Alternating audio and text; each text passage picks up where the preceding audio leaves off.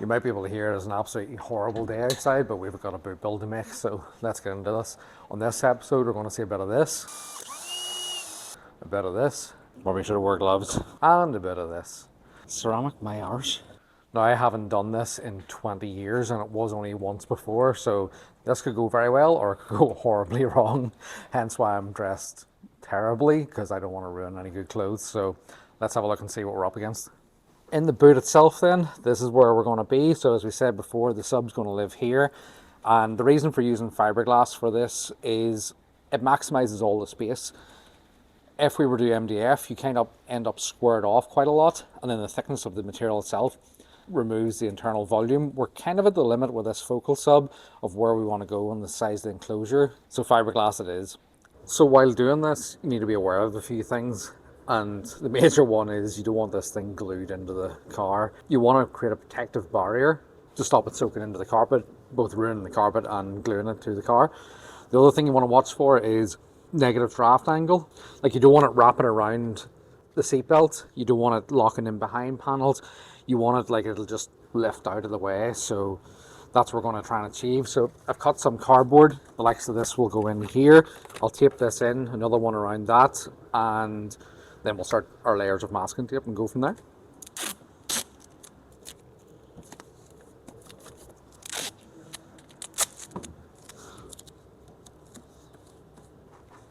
I think that's how I want that. Let's tape that in. I'm just trying to keep that positive angle again so it won't slip out. We have roughly changed the shape so that everything kind of flows down and around and the fiberglass doesn't get locked around anything like we said. So yes, it is pretty rough looking at the minute, but as I said in the last video, trust the process. Yeah, next thing is to start layering this up in masking tape, because apparently it doesn't soak through that, but it will get plenty of layers just in case. I don't really have much faith in this tape, so I'm going to try and see what way it wants to lay down. I think the idea that we want to do here is that we start at the bottom and work our way up with the layers of tape so that they overlap almost like the tiles in your roof. So some resin does try to seep through it, wants to run down over the tape rather than behind it. So yeah, let's see how this goes.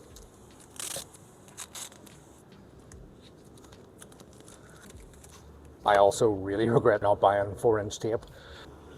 This stuff, much better than this stuff. Also, my back is broken. This is taking forever. So let's keep going. These are the times you wonder why you have this as a hobby.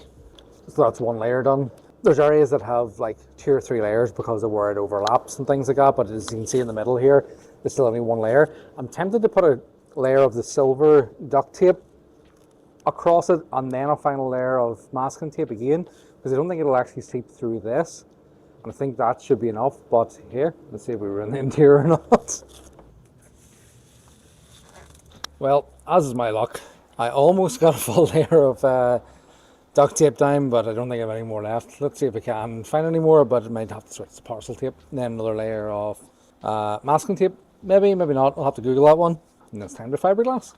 Down, the brown parcel tape actually went down nicely, so hopefully it'll be fine. Now, if in a few minutes we watch the fiberglass eat its way through that and destroy everything behind it, we'll maybe ignore that statement, but for now, it's going well. And 1 hour, 10 minutes later, that actually took me so much longer than I thought it was going to. We have this nice, smooth flowing lines. Everything wants to come out, and we've kind of maximized the space compared to what it would be with the MDF boxed out, because we never get these kind of contours. The kill room has been built, so basically everything polythene sheet. I went ahead and gave the tape 2 coats of ceramic spray on wax, hopefully as a release agent. So we have quite a lot of build up here for 2 reasons. We don't want it soaking through, as I say, and also want this to release cleanly, so hopefully it will. The other thing I did was I drew a marker around roughly where I think I want to trim it when I get to it. So I have been told that that will transfer on to the fiberglass as you take it away, and then that'll give me a nice clean cut line. Whether I cut to it or not is the other thing, but I'd rather have it than not. So the heater's on, as you can hear, and when you go mix this stuff and see if we make a mess. Still a bit nervous, but sure, we'll see how it goes. So as you can see by my breath, it's cold in here. It's about 10-12 degrees. I think going by the data sheet, if I mix this about 2% catalyst it'll give me around about 45 minutes to an hour pot life, which seems like a lot of time, but when you're in the flow of it, probably isn't that much. I might mix this in smaller batches and then remix, because I don't know how quick I can use this or how quick this is going to go, and I'd rather have to mix another batch than throw a batch out. We'll mix a drop up and see how this is. Oh yeah, it might be 20 years, but the smell of this shit hasn't changed. So I'm just going to do this by weight. I'm trying to rack my scales, which I do my meal preps on. I hope I look confident. So that's just over 1.5. And I 3D printed this little mixer. So I really want to mix this stuff well.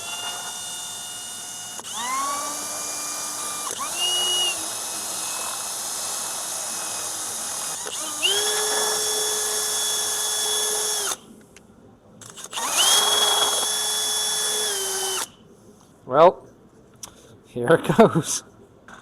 Oh God.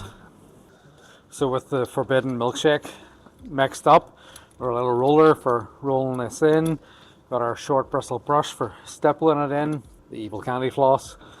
I suppose we just have to stop putting it off and go for it. Time to get at it. So the first coat of resin is down. You'll see that I've torn this up, and some people cut it. I think the idea of turning it up is that these little like fingers all interlock when you do stipple them in, and it gives more strength, so that's the idea. I've also put resin right across. I'm hoping that the underside of this should go tacky and I can stick this up, because I don't think it will at the start. So let's get on it. Okay.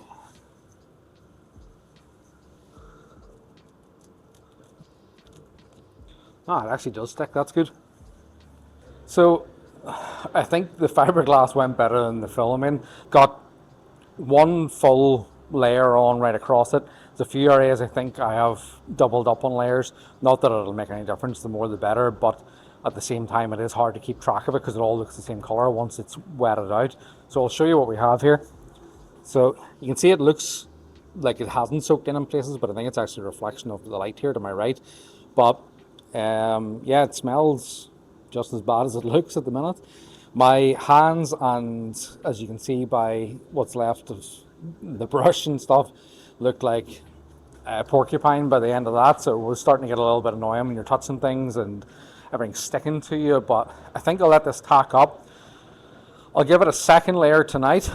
It is getting a little bit late, but I'll give it a second layer, let it harden overnight, and then tomorrow we can remove it and start building the other layers for added thickness and strength into it. But I think so far so good, so here we go again.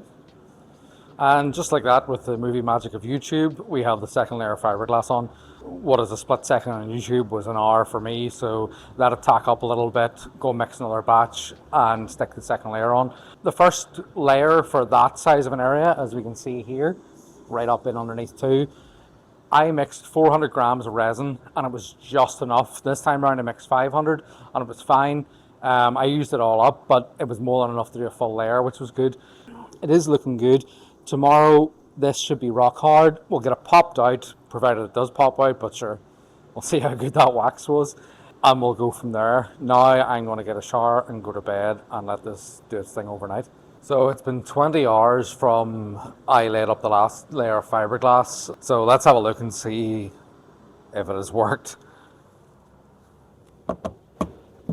Well, it's hard and it's not tacky, so that's a good thing. I've done something right for a start. Next thing we need to do now is pull this out, and I'm guessing it's going to be quite flexible because it's only 2 layers thick. We'll get it out and lay up some more fiberglass into it. So I'll set you guys here and see how this goes. Now, in theory, this should be a case of the wax has done its job and this should just pop out. But theory is wonderful, so let's have a go. I also don't want to break this. I also don't want to get stabbed by all the little fibers, so I'm kind of mixing, trying to do this and trying to show you guys, but I might have to just get into it and the camera angles will be what it's going to be. Not really sure how much I can prise at this because it's quite thin, but I'll try and work my way around it. Seems to be coming away okay. This is going to take time. The tape almost seems to want to come with it, which I'm happy enough if that's the case. Then I can take it off the back. Come on.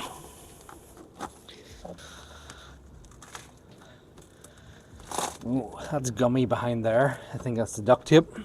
Probably should have worn gloves. I'm going to suffer for this. Oh, there we go.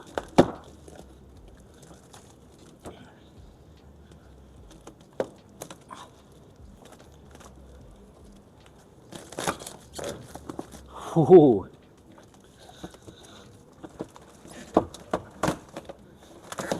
Ooh.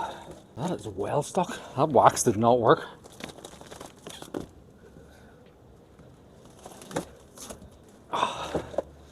Ceramic, my arse.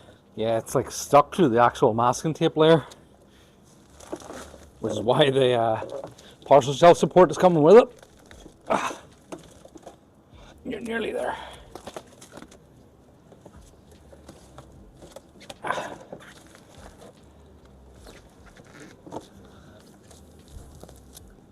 Oh, this is a gooey mess. If you're watching this and you know what I've done wrong, please let me know.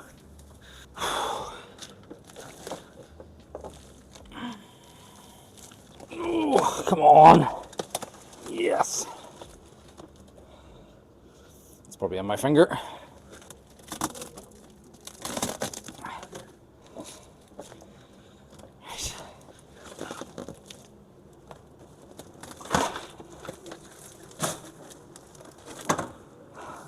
Whew.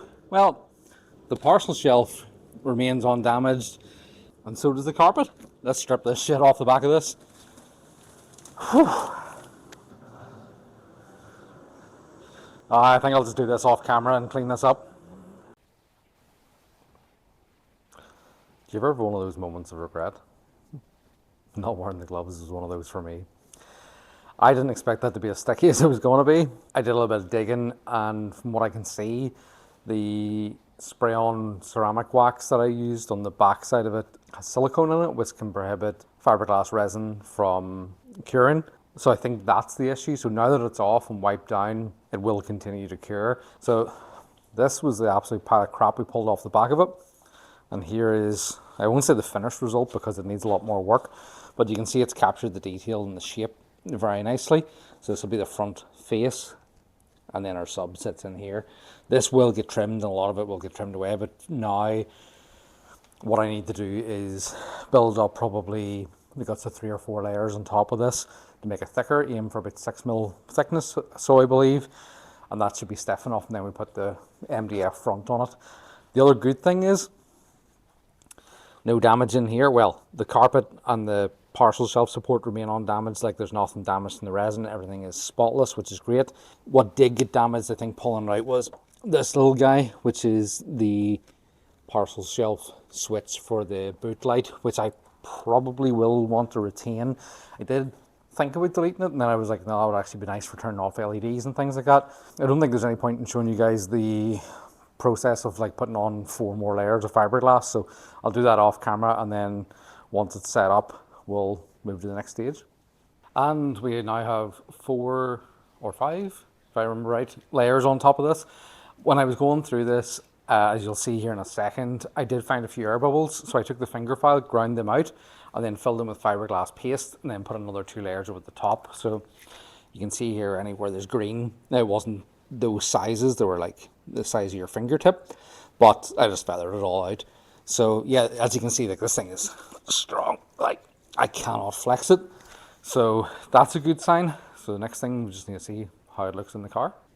I would also like to add that while I cut most of it out, it took me the guts of 35 minutes to remove this from using the wrong wax. So hopefully you got some sort of amusement from that, and we'll learn something from that. Nice snug fit.